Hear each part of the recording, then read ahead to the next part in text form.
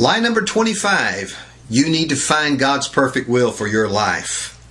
That's not true. Have you noticed, by the way, this is number 25. We're 1/4 of the way through these 101 lies now. And have you noticed how many of these lies begin with you need to, you ought to, you should? That's the essence of legalism.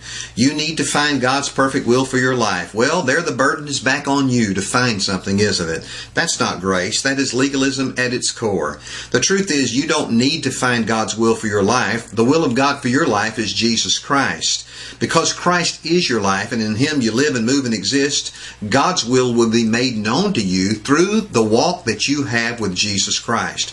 Paul talked about knowing God's will in Romans chapter 12. It's a passage you're familiar with. Verse 1, he said, I urge you, brothers, by the mercies of God, present your bodies a living and holy sacrifice, acceptable to God, which is your spiritual service of worship.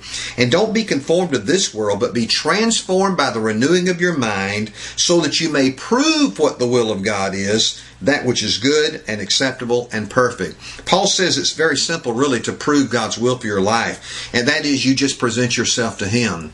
You don't be conformed to the way the world thinks. The way the world looks at it is we have to go out and find the right way to do something. We have to seek it out and learn it for ourselves. But no. The Bible teaches that the will of God will become apparent to us as we focus on Jesus Christ.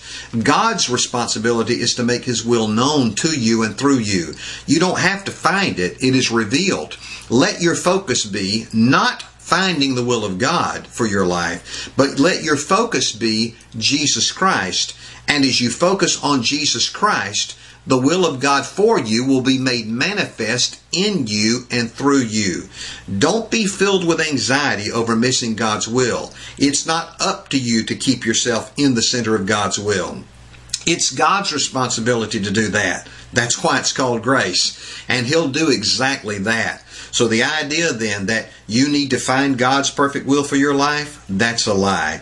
The truth is, Jesus is the will of God for your life. And as Christ expresses Himself through you day by day, don't worry, you won't get out of the will of God. He'll see to that. That is a truth that will set you free in your own grace walk.